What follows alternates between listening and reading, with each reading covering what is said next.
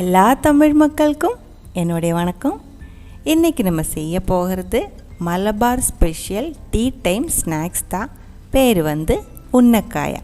கொஞ்சம் பேராவது கேள்விப்பட்டிருப்பாங்க. இது ரொம்ப ஸ்பெஷலாக இருக்கிற ஒரு இஃப்தார் ஸ்பெஷல் ஐட்டம் தான். நோம்புதுறையில் இருக்கும் இல்லைங்களா, அந்த டைமில் மெயினாக ப்ரிப்பேர் பண்ணுற ஒரு டிஷ்ஷு தான் இது.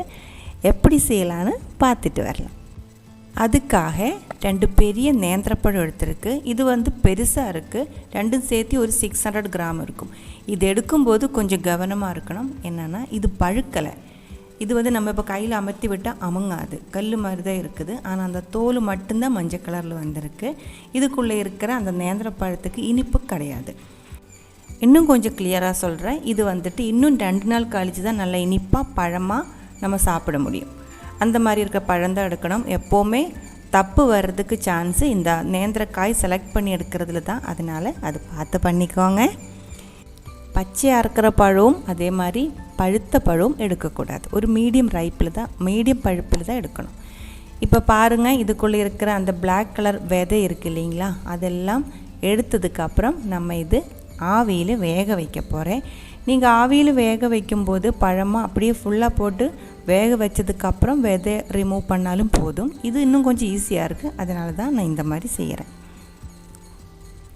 ஒரு 5 நிமிஷம் மீடியம் ஃப்ளேமில் வெந்ததுக்கப்புறம் செக் பண்ணுங்கள். ஒரு ஃபோர்க்கா இல்லை ஒரு பாம்பு ஸ்டிக் ஏதோ ஒன்று போட்டு குத்தி பாருங்கள். நல்லா சாஃப்டாக வெந்திருக்கு அப்படின்னா எடுத்துக்கலாம்.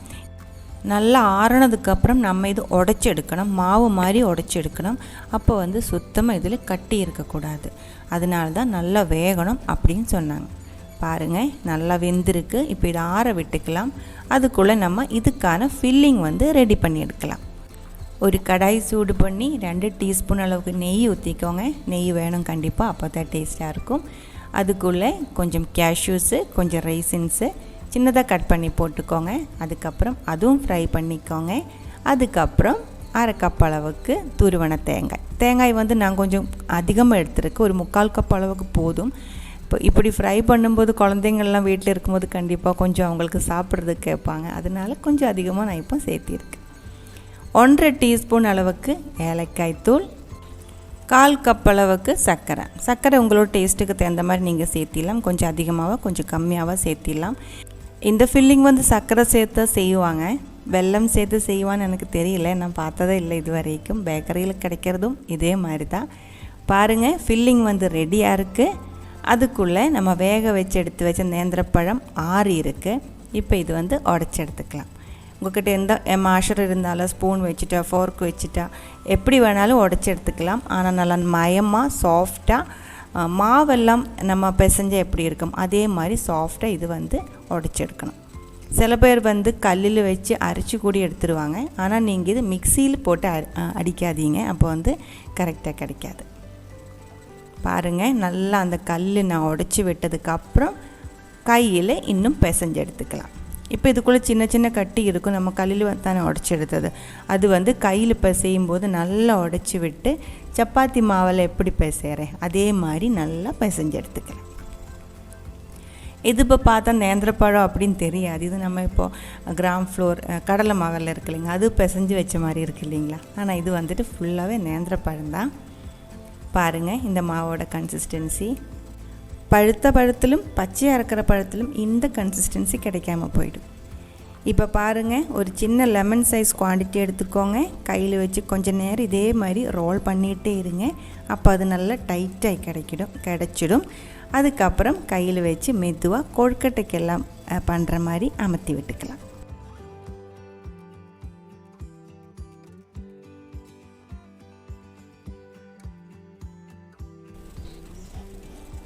போதும், ரொம்ப பெரிய ரவுண்டாக விரிக்க வேண்டியதில்லை. இது கரெக்டாக இருக்குது.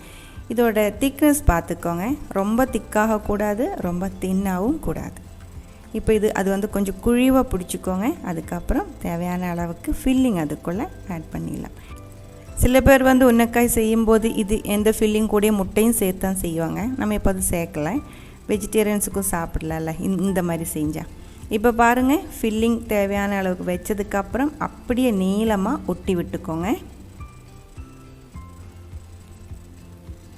எல்லா சைடும் நல்லா சேஃபாக சீல் பண்ணதுக்கப்புறம் மேலேயும் அமர்த்தி விட்டுக்கோங்க. இப்போவே வந்து உன்னக்காயோட ஷேப் ஆல்மோஸ்ட் வந்திருக்கு. அப்புறமா வந்து மெதுவாக ரோல் பண்ணிக்கோங்க. கரெக்டாக அந்த ஷேப் வந்ததுக்கப்புறம் மிச்சம் அந்த ஷேப் வந்து கையிலே அட்ஜஸ்ட் பண்ணி எடுத்துக்கலாம். ஃபஸ்ட் டைமெல்லாம் செய்யும்போது ஒன்று 2 டைமெல்லாம் இந்த ஷேப் கரெக்டாக கிடைக்காமல் இருக்கிறதுக்கு சான்ஸ் இருக்குது. இருந்தாலும் நம்ம கையிலே விரல் வச்சுட்டெல்லாம் மெதுவாக ஃபினிஷ் பண்ணி எடுத்தால் போதும், கரெக்டாக கிடச்சிடும்.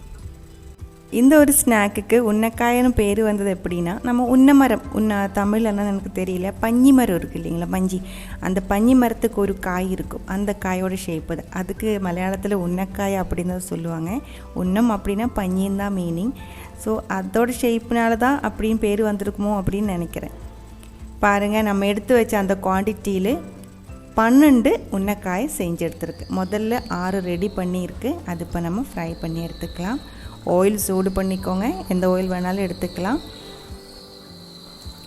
தீ வந்துட்டு மீடியம் ஃப்ளேமில் தான் வச்சுருக்கு, மீடியம் ஹாட்டில் தான் எண்ணெயும் இருக்குது. அப்படியே நம்ம இது போட்டதுக்கப்புறம் இது ஆல்ரெடி வெந்த பழந்து, அதனால் ரொம்ப வேக வேண்டிய அவசியம் இல்லை. மேலே மட்டும் அந்த கிறிஸ்பியாக ஃப்ரையாக கிடைச்சா போதும். இடையில திருப்பி போட்டுக்கோங்க. அப்போ வந்து எல்லா சைடும் ஒரே மாதிரி ஈவனாக அந்த ப்ரௌன் கலர் கிடச்சிடும்.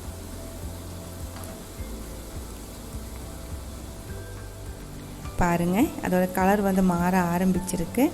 இன்னும் கொஞ்சம் நேரத்துக்குள்ளே எல்லாமே ஈவனாக ஒரே மாதிரி கிடச்சிடும்.